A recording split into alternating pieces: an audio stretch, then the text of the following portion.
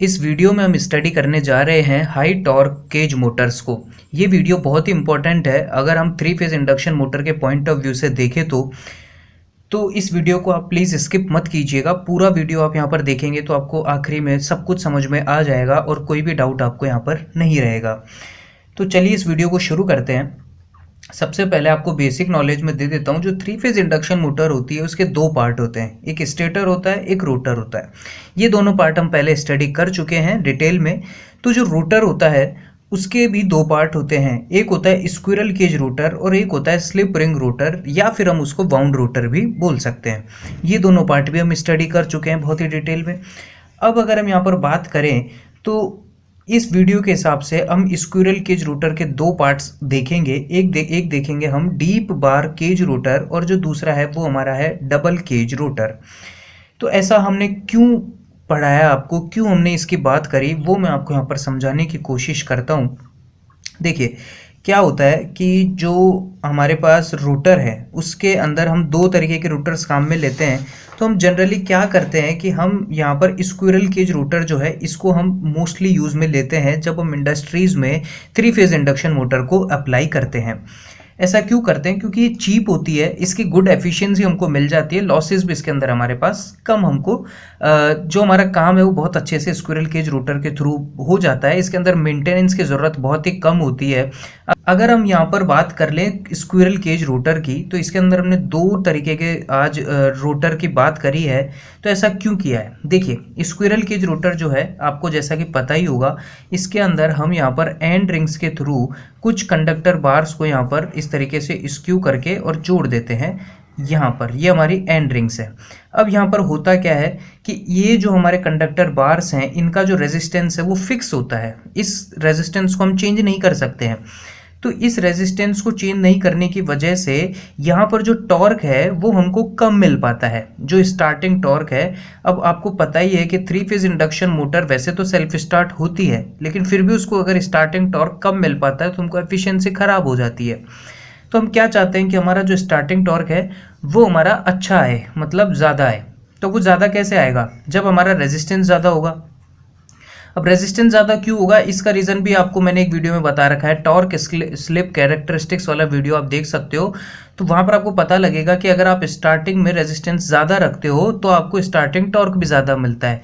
और इसका एक और फ़ायदा होता है कि रेजिस्टेंस ज़्यादा रखने से टॉर्क तो ज़्यादा मिल ही जाता है आपको, और आपका जो स्टार्टिंग करंट है वो भी आपका कम हो जाता है, जो कि बहुत ही फ़ायदेमंद होता है। तो ये हमको स्क्विरल केज रोटर के अंदर ये फ़ायदा नहीं मिल पाता है, क्योंकि हमारे पास यहाँ पर फिक्स रोटर कंडक्टर होते हैं और उनका जो रेजिस्टेंस है वो फिक्स होता है।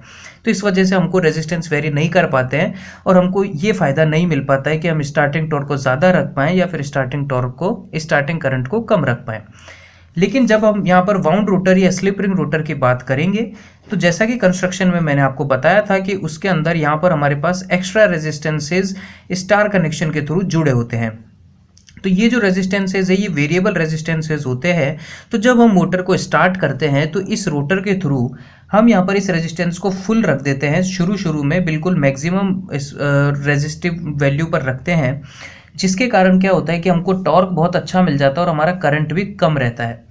और फिर जैसे जैसे मोटर हमारी स्पीड अप होती है, जैसे जैसे मोटर हमारी धीरे धीरे स्पीड पकड़ने लगती है, हम इस रेजिस्टेंस को कम करते चले जाते हैं और यहाँ पर जो रेजिस्टेंस है वो हमारा कम होकर के बिल्कुल इसको हटा देते हैं। तो उस टाइम पे हमारी मोटर बहुत अच्छे से रन करने लगती है। तो ये हमारे स्लिप रिंग रोटर की बात हुई इसकी। लेकिन इसमें तो हमको कोई प्रॉब्लम ही नहीं है क्योंकि हमारे पास एक्स्ट्रा रेजिस्टेंस है। तो जिसमें प्रॉब्लम है उस पर हमने वीडियो बनाया है, उस पर हम बात करेंगे, जो कि स्क्विरल केज रोटर। इसके अंदर हमारे पास रेजिस्टेंस वेरी नहीं कर पाते हैं। तो हमने क्या करा कि हमने कुछ इसके अंदर मॉडिफिकेशन करा कि यार ऐसे काम नहीं चलेगा तो कुछ और करना पड़ेगा। तो हमने क्या करा कि इसके अंदर रेजिस्टेंसेस को वेरी करने के लिए दो तरीके के रोटर डेवलप करे। एक रोटर का नाम होगा डीप बार रोटर और दूसरे का नाम होगा डबल केज रोटर। तो ये दोनों ही रोटर आज हम स्टडी करने जा रहे हैं। सबसे पहले हम यहाँ पर देखेंगे डीप बार रोटर को। तो आप यहाँ पर एक चीज़ और देख सकते हो कि अगर हम मान लीजिए, अब आप कहेंगे कि यार सर आप जो स्क्विरल केज रोटर है उसके कंडक्टर्स का रेजिस्टेंस ही बढ़ा दीजिए, ज़्यादा रेजिस्टिविटी वाला कंडक्टर यूज़ कर लीजिए।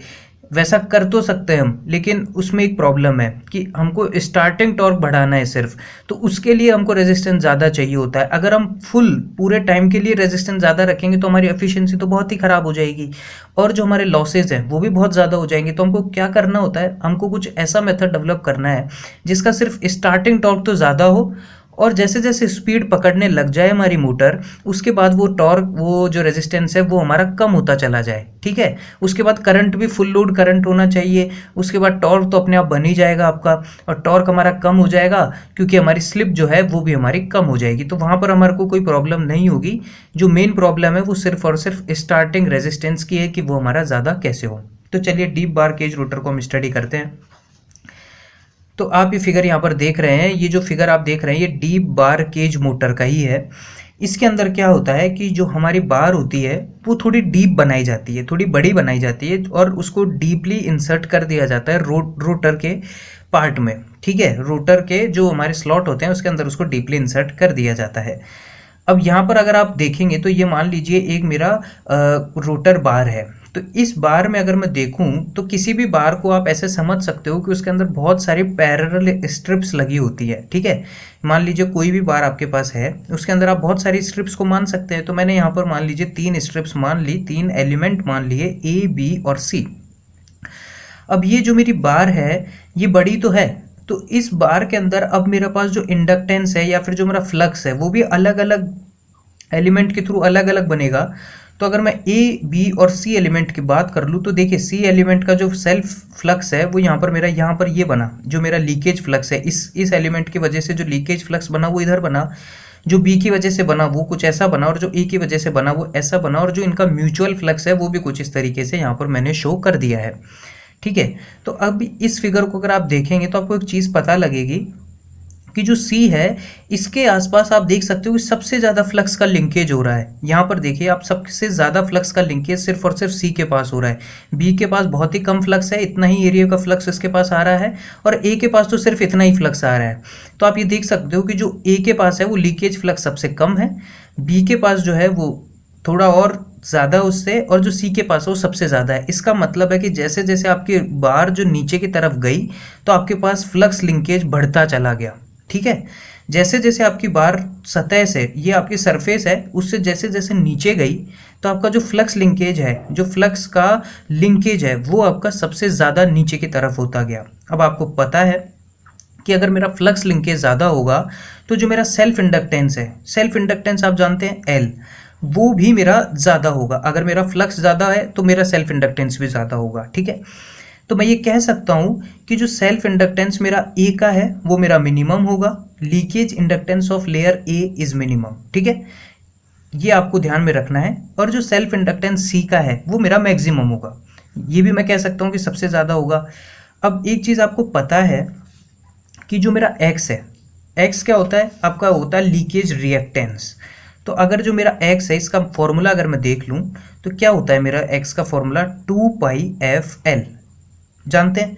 तो आपने यहाँ पर जो l है वो तो आपने ज़्यादा कर दिया नीचे वाली रॉड का। ठीक है, जो नीचे वाला एलिमेंट है उसका आपने यहाँ पर l ज़्यादा कर दिया, पता चल गया आपको। अब मेरी बात आती है फ्रीक्वेंसी की। तो जब मैं मोटर को स्टार्ट करता हूँ, जस्ट जब मैं मोटर को स्टार्ट करता हूँ तो आपको पता है कि वहाँ पर जो स्लिप है वो आपका अप्रॉक्सीमेटली 1 होता है। जब मोटर अभी हमारी स्टार्ट होने ही लगी है उस टाइम पे जो स्लिप है वो सबसे ज़्यादा होता है, और जैसे जैसे मोटर सिंक्रोनस स्पीड की तरफ बढ़ती है मेरा स्लिप 0 की तरफ बढ़ता है। ठीक है, अब स्लिप जब 1 है तो आपको जो रोटर की फ्रिक्वेंसी है, रोटर की फ्रिक्वेंसी को मैंने डिनोट किया था F2 से, और जो स्टेटर की फ्रिक्वेंसी थी उसको मैंने डिनोट किया था F1 से। ये जो स्टेटर की फ्रिक्वेंसी है ये मेरी सप्लाई फ्रिक्वेंसी होती है, क्योंकि हम जो सप्लाई है वो सीधे सीधे स्टेटर को ही देते हैं। ठीक है, और जो स्लिप है वो यहाँ पर आ जाता है। तो ये जो मेरी रोटर की फ्रिक्वेंसी का फॉर्मूला है कुछ इस तरीके का बनता है। अब मुझे पता है कि जो मेरी स्लिप है वो मेरी स्टार्टिंग में 1 है और ये मेरी सप्लाई फ्रिक्वेंसी है। ठीक है, तो आप यहाँ पर देख सकते हो कि अल्टीमेटली फॉर्मूला मेरा F2 बराबर F1 बन जाएगा। इसका मतलब है कि जो रोटर को जो फ्रिक्वेंसी मिली वो मेरी सप्लाई फ्रिक्वेंसी ही हो गई, मतलब सबसे मैक्सिमम फ्रिक्वेंसी मुझे स्टार्टिंग में मिलेगी रोटर को। तो आपको इस वाले इस बार को भी आपको जो फ्रिक्वेंसी है वो सबसे ज़्यादा मिलेगी। अब जो फ्रिक्वेंसी है वो तो इसको भी इतनी मिलेगी और इसको भी इतनी मिलेगी, ठीक है। तो मान लिया मैंने इसको मैंने एक्स सी मान लिया और यहाँ पर एक एक्स ए और डिनोट कर देता हूँ मैं, तो इसका भी 2 पाई एफ एल मान लेता हूँ मैं, ठीक है। अब जो इसका एल है वो तो मेरा बहुत ही कम है, ठीक है, और जो फ्रिक्वेंसी है ये दोनों की सप्लाई फ्रिक्वेंसी है, ठीक है। ये मेरा F2 है और ये भी मेरा F2 है। तो आप यहाँ पर देख सकते हो कि जो XA है वो यहाँ तो कम होगा और यहाँ पर ज़्यादा होगा, मतलब इसका जो लीकेज रिएक्टेंस है वो मेरा कम होगा, इसका जो लीकेज रिएक्टेंस है वो मेरा ज़्यादा होगा। अब जो आपका लीकेज रिएक्टेंस है इसको बहुत ही आपको देखिए कॉन्सेंट्रेशन से समझना होगा, पूरे इस वीडियो को बहुत ही कॉन्सेंट्रेशन से समझना होगा, तभी आपको सारी चीज़ें क्लियर होंगी। मैं बहुत ही आराम से क्लियर करने की कोशिश करूँगा, तो आपको बहुत ही यहाँ पर सपोर्ट करना होगा, ठीक है। तो अगर हम यहाँ पर देखें तो लीकेज रिएक्टेंस आपका एक्स से तो कम हो गया और एक्स सी जो है वो आपका ज़्यादा हो गया, तो आपका जो करंट है वो भी इस पर डिपेंड करेगा। तो जो करंट है वो इधर यहाँ पर देखिए आपको यहाँ पर ज़्यादा आपको रुकावटें नहीं मिलेगी क्योंकि यहाँ का लीकेज रिएक्टेंस कम है, लेकिन यहाँ का लीकेज रिएक्टेंस मेरा ज़्यादा है, तो मेरे को करंट कहाँ फ्लो होगा मेरा ज़्यादा। ऑब्वियस सी बात है कि इधर करंट फ्लो होना ज़्यादा ज़रूरी समझेगा बजाय यहाँ के। तो जो करंट है मेरा वो इधर फ्लो होना स्टार्ट कर देगा, स्टार्टिंग करंट की मैं बात कर रहा हूँ, वो ज़्यादातर यहाँ पर फ्लो होना स्टार्ट कर देगा क्योंकि मेरा एक्स से वहाँ पर कम है। ये चीज़ आपको समझ में आ गई। अब अगर मैं नीचे से ऊपर की ओर जाऊँ, मान लीजिए कुछ इस तरीके का रोटर मैंने मान लिया, ये मेरा इनसाइड है, मतलब ये मेरी बार कुछ इस तरीके से लगी हुई है, तो यहाँ पर जो है मैंने मान लिया कि यहाँ पर मेरा एक्स से ज़्यादा है और यहाँ पर मेरा एक्स कम है। तो इधर से इधर अगर मैं जाऊँगा तो यहाँ पर मेरा जो करंट है वो बढ़ता जाएगा, मतलब जो सरफेस है उस पर तो मेरा करंट बहुत ज़्यादा होगा और जो मेरा इनसाइड जो कोर है उसके अंदर जो करंट है वो मेरा कम होगा।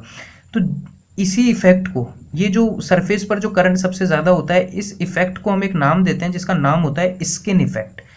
स्किन इफेक्ट आप लोग जानते होंगे कि जब भी आपके किसी कंडक्टर में अनइक्वल डिस्ट्रीब्यूशन होता है करंट का, तब आपका स्किन इफेक्ट रोल में आ जाता है।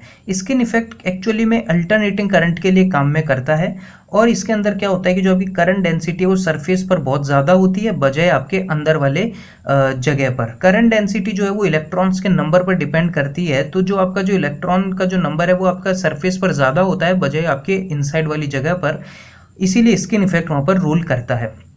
स्किन इफेक्ट की वजह से आपका जो रेजिस्टेंस है वो आपका बढ़ जाता है, क्योंकि यहाँ पर जो आपका करंट ज़्यादा है तो यहाँ पर ऑब्स्टेकल्स ज़्यादा होने के चांस होते हैं और आपका जो स्किन इफेक्ट है वो रोल में आता है।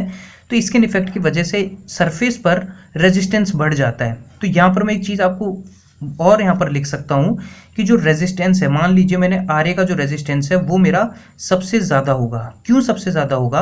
क्योंकि मैंने आपको बताया कि स्किन इफेक्ट की वजह से मेरा रेजिस्टेंस बढ़ गया सतह पर, मतलब सरफेस पर, ठीक है। और जो RC है वो मेरा रिलेटिवली कम होगा यहाँ पर, लेकिन इससे मुझे कोई मतलब है ही नहीं अभी, क्योंकि मेरा जो करंट है वो तो मेरा बाहर ही घूम रहा है और मेरा जो अल्टीमेट टारगेट है वो मेरा रेजिस्टेंस ज़्यादा करने का है। जो नॉर्मल स्क्विरल केज रोटर होते हैं उनके अंदर जो रेजिस्टेंस है वो कम होता है, तो इसकी वजह से मुझे स्टार्टिंग टॉर्क ज़्यादा मिल ही नहीं पाता है। तो मेरा जो अभी टारगेट है वो मेरा है रेजिस्टेंस को ज़्यादा करना, इसीलिए मैंने स्किन इफेक्ट को काम में लाया, स्किन इफेक्ट करवाया मैंने जानबूझ के, क्योंकि यहाँ पर अनइक्वल डिस्ट्रीब्यूशन करंट हो, इस वजह से मैंने ऐसी बार यहाँ पर डेवलप करी जिसके अंदर फ्लक्स लिंकेज जो है नीचे ज़्यादा हो ऊपर कम हो, ताकि मेरा जो करंट है वो ऊपर की साइड ज़्यादा दौड़े और नीचे की साइड कम रन करे। तो इसी वजह से यहाँ पर जो रेजिस्टेंस है आपका ऊपर वाली सरफेस का वो ज़्यादा होगा और नीचे वाली सरफेस का कम होगा, और रेजिस्टेंस ज़्यादा होगा तो अल्टीमेटली मेरे को स्टार्टिंग टॉर्क भी ज़्यादा मिल जाएगा। ये चीज़ आपको समझ में आ गई होगी।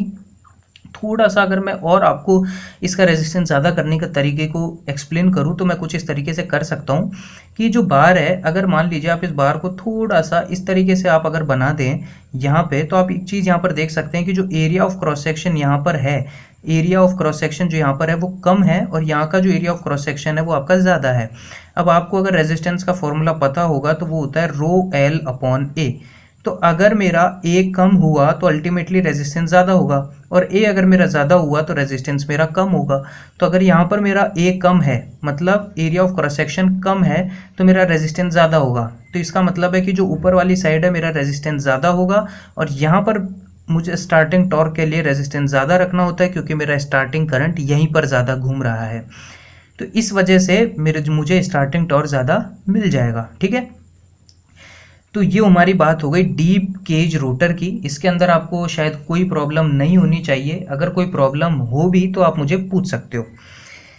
चलिए उसके बाद हम बात करते हैं अभी इस डीप केज रोटर की, हम और डेप्थ में जाने की कोशिश करते हैं कि ये तो आपको स्टार्टिंग टॉर्क मिल गया, अब क्या आपको रनिंग कंडीशन में भी इतना ही टॉर्क चाहिए या फिर आपको इतना ही रेजिस्टेंस चाहिए? तो इसका आंसर ना होगा कि हमको इतना रेजिस्टेंस नहीं चाहिए, हमको रेजिस्टेंस कम करना है। तो इस रेजिस्टेंस को कम कैसे करेंगे? तो चलिए कोशिश करते हैं समझने की। इस रेजिस्टेंस को अगर आपको कम करना है तो आपको क्या करना है कि अब मुझे नीचे की ओर आना होगा। तो देखिए जैसे जैसे आपकी स्पीड बढ़ी, आपकी मोटर की स्पीड बढ़ी, तो आपकी जो स्लिप है वो कम होती चली गई। स्लिप स्टार्टिंग में जो है वो 1 रही और जो सिंक्रोनस स्पीड पे वो 0 रही, तो मतलब 1 से 0 की तरफ जा रही है, मतलब कम होती जा रही है। तो यहाँ पर जो x है वो तो आपका होता है 2πfl। ठीक है, अब जो आपकी फ्रीक्वेंसी है रोटर की वो तो डिपेंड कर रही है सप्लाई फ्रीक्वेंसी और स्लिप पर। तो स्लिप आपकी स्टार्टिंग में तो 1 थी, इसलिए आपका F2 बराबर F1 हो गया। लेकिन धीरे धीरे क्या हुआ कि स्लिप कम होती चली गई, तो यहाँ पर जो F2 है वो भी मेरा गिरता चला गया, कम होता चला गया। तो एक कंडीशन ऐसी आती है कि एक टाइम ऐसा आ जाता है कि जो XA और जो XC है इनमें ज़्यादा डिफरेंस रहता ही नहीं है, क्योंकि यहाँ पर जो हमारी फ्रिक्वेंसी है ये इतनी कम हो जाती है कि इन दोनों की वैल्यूज़ बहुत कम हो जाती है। तो आपको पता है कि यहाँ पर जो रेजिस्टेंस है उसकी वैल्यू तो पहले से ही कम है, और अगर मेरा XC भी कम हो जाए, यहाँ पर रेजिस्टेंस की वैल्यू तो पहले से ही कम है, यहाँ पर तो RA ज़्यादा है, X से कम था, लेकिन यहाँ पर XC मेरा कम हो चुका है अब, और रेजिस्टेंस है वो पहले से ही कम था। तो यहाँ पर मेरे पास जो रिलक्टेंस है, जो मेरे पास यहाँ पर जो ऑब्स्टेकल है, मतलब यहाँ पर जो मेरे पास रुकावट है वो सबसे कम है। तो मेरा करंट यहाँ पर क्यों दौड़ेगा? अब जब रनिंग कंडीशन में मुझे यहाँ पर आसानी से करंट की जो रेट है वो यहाँ पर मेरे को आसानी से मिल सकती है, तो मेरा यहाँ पर करंट क्यों दौड़ेगा? तो इसीलिए करंट जब रनिंग कंडीशन में मोटर चली जाती है, जब वो अपनी 80% स्पीड पकड़ चुकी होती है या फिर एक स्पीड पर पहुँच जाती है, तो आपकी जो करंट है वो आपका इधर दौड़ने लगता है, जो रनिंग करंट होता है। ठीक है, उस टाइम पे आपको टॉर्क की ज़रूरत पड़ती नहीं है क्योंकि आपकी स्पीड अपने आप चल रही है वहाँ पर। तो यहाँ पर मेरे पास अपने आप रेजिस्टेंस कम हो जाता है और मेरा रनिंग करंट जो है वो मेरे पास यहाँ पर दौड़ने लगता है। तो यही फंक्शन है इस रोटर का कि, और उसके बाद मेरे पास लॉसेस भी कम हो जाएंगे। अगर मेरे पास यहाँ पर जो मेरे पास रेजिस्टेंस है वो मेरा कम हो जाएगा, तो मेरे पास अल्टीमेटली लॉसेस भी कम हो जाएंगे और जो मेरी एफिशिएंसी है वो भी मेरी बढ़ जाएगी। तो ये चीज़ आपको समझ में आ गई होगी डीप बार केज रोटर की। अब मैं नेक्स्ट केज रोटर की बात करता हूँ, वो मेरे पास है डबल केज रोटर। ठीक है, इनको मैं 2 वीडियो में भी बना सकता था, लेकिन मुझे लगा कि आप एक वीडियो से अगर लिंक कर पाएंगे तो यहाँ पर आपको फ़ायदा मिलेगा, इसलिए मैंने एक ही वीडियो में दोनों को बता दिया है। ठीक है, वीडियो भले थोड़ा लंबा हो जाए लेकिन आपको यहाँ पर पूरी नॉलेज मिल जाएगी। तो डबल केज इंडक्शन मोटर की अगर हम बात करें तो देखिए, डीप बार इंडक्शन मोटर के अंदर हमने यहाँ पर मटेरियल को चेंज नहीं करा था, हमने मटेरियल की रेजिस्टिविटी को चेंज बिल्कुल भी नहीं करा था, हमने सिर्फ और सिर्फ वहाँ पर फ्लक्स लिंकेज के थ्रू ही बातें कर ली थी। ठीक है, लेकिन यहाँ पर जब हम बात करेंगे तो हमने यहाँ पर मटेरियल को भी चेंज कर दिया और यहाँ पर हमने 2 केज बना दी। वहाँ पर हमने एक ही बार के अंदर सारे काम कर दिए थे, यहाँ पर हमने 2 केज बना दी। वैसे जब हम यहाँ पर देखिए 3 तरीके की बातें हो गई, एक तो हमारा ऑर्डिनरी स्क्विरल केज रोटर हो गया, एक हमारा हो गया डीप बार केज रोटर हो गया, और एक हमारा हो गया डबल केज रोटर। तो ऑर्डिनरी केज रोटर जो है ये तो अगर हमको मान लीजिए लो स्टार्टिंग टॉर्क में हमारा काम चल रहा है तब हम इसको यूज़ में ले लेंगे। जब हमको थोड़ा सा ज़्यादा स्टार्टिंग टॉर्क चाहिए तो हम डीप बार केज रोटर को ले लेंगे, और जब और ज़्यादा स्टार्टिंग टॉर्क हमको इंडस्ट्रीज़ में चाहिए होता है कई सारी मोटर्स के अंदर, तो हम डबल केज रोटर को लेते हैं। और जब बहुत ही बड़ी हमको स्टार्टिंग टॉर्क की ज़रूरत पड़ती है तो हम यहाँ पर इन तीनों को ही काम में नहीं लेते हैं और यहाँ पर हम स्लिप रिंग रोटर को रोल के अंदर ले करके आते हैं। ठीक है, तो अभी डबल केज इंडक्शन मोटर के रोटर को समझने की कोशिश करते हैं। यहाँ पर कुछ इस तरीके का फिगर होता है रोटर के एक स्लॉट का। ठीक है, यहाँ पर क्या है कि यहाँ पर एक केज यहाँ पर बनाई जाती है और एक केज यहाँ पर आपकी यहाँ पर बना दी जाती है। ये केज आपकी ऊपर की साइड होती है और ये वाली केज नीचे की साइड होती है। इस केज के अंदर जो आपके बार लगी होती है वो कुछ इस तरीके का क्रॉस सेक्शनल एरिया होता है और इसका क्रॉस सेक्शनल एरिया कम होता है।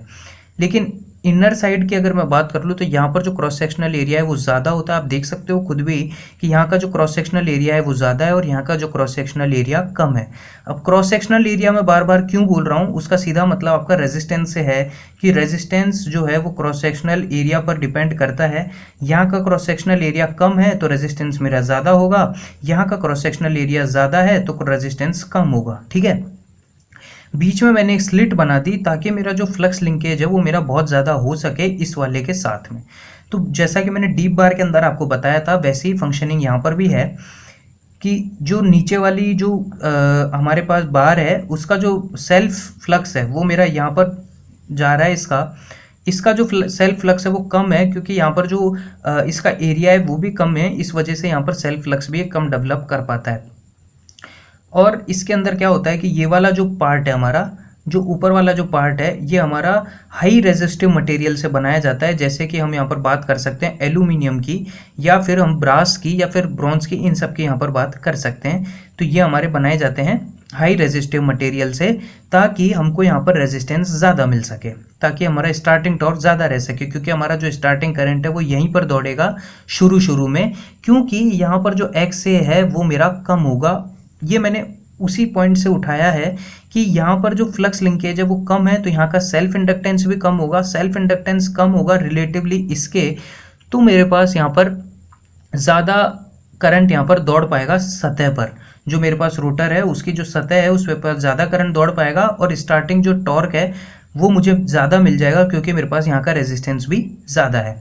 तो इसके अगर मैं आपको पॉइंट्स बताऊँ तो आप यहाँ पर याद कर सकते हो कुछ इन पॉइंट्स के थ्रू। आप यहाँ पर इस तरीके से देख सकते हो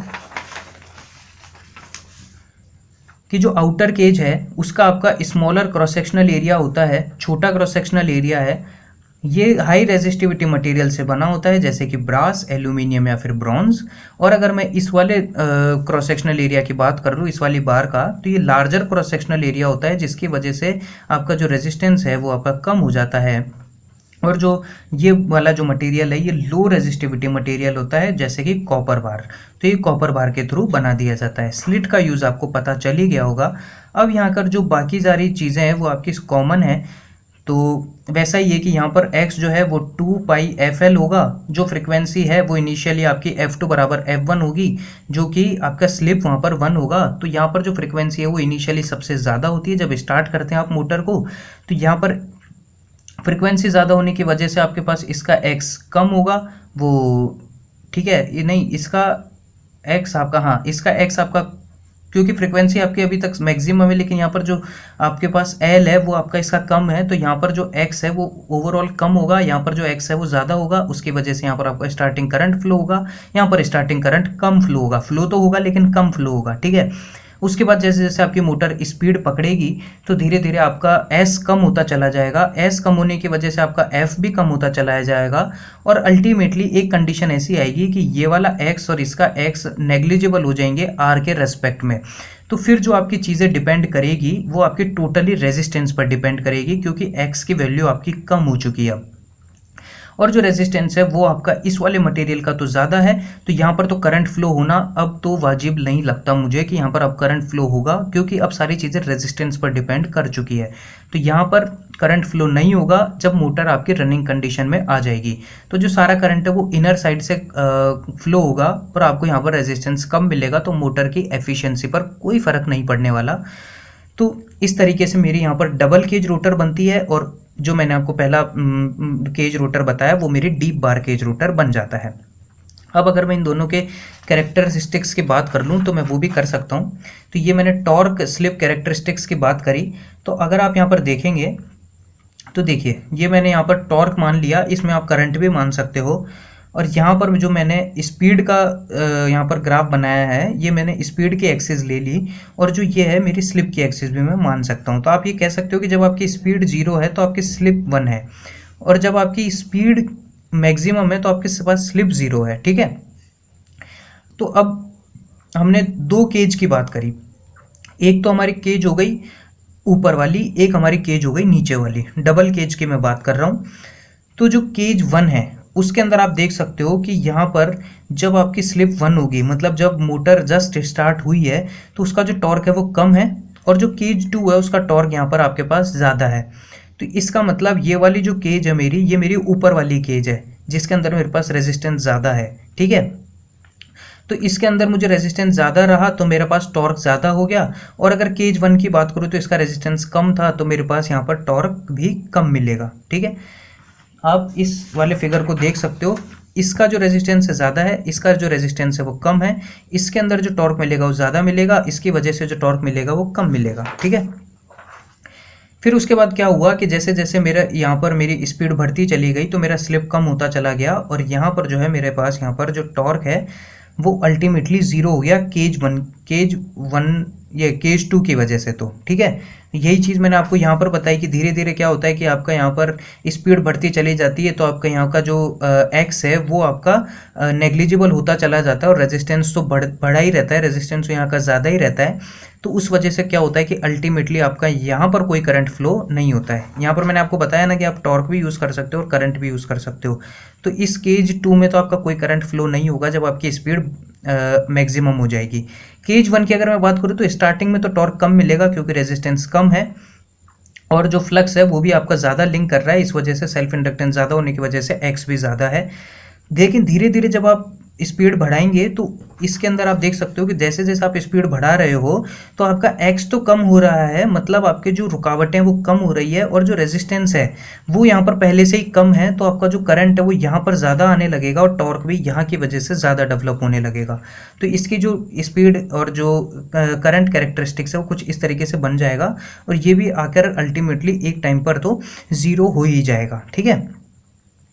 अब मैं यहाँ पर टोटल टॉर्क की बात करूँ तो टोटल टॉर्क का कुछ इस तरीके से कैरेक्टरिस्टिक्स बनता है। तो ये चीज़ें आपको समझ में आ गई होगी मेरे अकॉर्डिंग। तो अगर नहीं आया तो आप प्रॉब्लम पूछ सकते हो।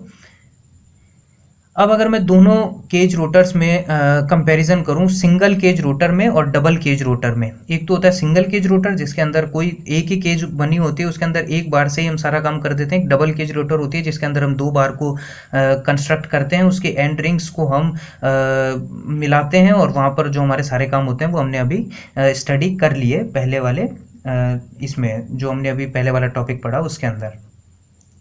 तो अगर मैं डबल केज रोटर की बात कर लूँ तो इसके पास मेरे पास लो स्टार्टिंग करंट होता है जैसा कि मैंने आपको बताया, और हाई स्टार्टिंग टॉर्क होता है। ये हमारी बहुत अच्छी नीड है, हाई स्टार्टिंग टॉर्क, ये बहुत ही अच्छा फ़ायदा होता है। तो इसकी वजह से हम यहाँ पर डायरेक्ट ऑनलाइन स्टार्टिंग कर सकते हैं। ये जो DOL स्टार्टर है ये आप स्टडी कर सकते हो, वीडियो में मैंने आपको बता रखा है। तो डायरेक्ट ऑनलाइन स्टार्टिंग यहाँ पर पॉसिबल है डबल केज रोटर के अंदर।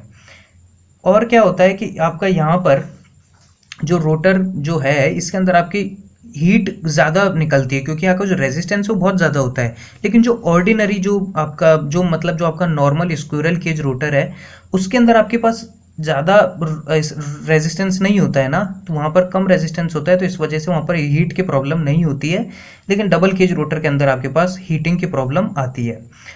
अब अगर मैं यहाँ पर बात करूँ तो यहाँ पर जो वही है कि यहाँ पर रेजिस्टेंस ज़्यादा है। अब आपके पास क्या है कि अगर आप इस फिगर को देखेंगे तो आपके पास इसका भी रेजिस्टेंस जुड़ गया और इसका भी रेजिस्टेंस जुड़ गया, तो अल्टीमेटली क्या होगा कि लॉसेज बढ़ जाएंगे, तो थोड़े बहुत यहाँ पर लॉसेज इंक्रीज हो जाते हैं और एफिशिएंसी कम हो जाती है। उसी तरीके से रिएक्टेंस बढ़ने की वजह से पावर फैक्टर भी कम हो जाता है, और जो कॉस्ट है डबल केज रोटर की वो 20 से 30% ज़्यादा होती है सिंगल केज रोटर के मुकाबले। तो ये चीज़ आप यहाँ पर समझ सकते हो। और अगर मैं आपको लास्ट में एक चीज़ बता दूँ, दोनों ही अगर आप इन दोनों में कंफ्यूज हो रहे हो तो आप ये चीज़ देख सकते हो कि यहाँ पर जो है आपका स्किन इफेक्ट की वजह से सारे काम हो रहे हैं, और यहाँ पर जो है आपके रेजिस्टिविटी की वजह से हो रहे हैं। यहाँ पर आपने मटेरियल चेंज कर लिया और यहाँ पर आपने एक ही मटेरियल के अंदर फ्लक्स लिंकेज इस तरीके से करवा दिया, और जो स्किन इफेक्ट है वो रोल में आया, तो यहाँ का जो रेजिस्टेंस वो अपने आप बढ़ गया। और अगर आपको इसको और अच्छे से काम में लेना है, मतलब आपको यहाँ पर रेजिस्टेंस और ज़्यादा बढ़ाना है, तो आपने क्रॉस सेक्शनल एरिया का भी फ़ायदा उठा लिया और कुछ इस तरीके का बार आपने यहाँ पर बना दिया। तो मैं उम्मीद करता हूँ कि आपको ये वीडियो समझ में आ गया होगा। बहुत सारे लोग इस टॉपिक को नहीं समझ पाते हैं, उनको बहुत सारे कन्फ्यूजन्स इसके रिगार्डिंग बने रहते हैं।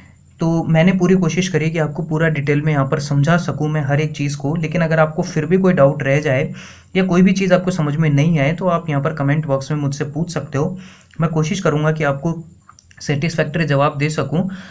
और अगर आपको कोई और वीडियो चाहिए या आपको कोई भी तरीके की कोई भी सुझाव हो या कोई भी तरीके की प्रॉब्लम हो तो आप मुझसे शेयर कर सकते हैं।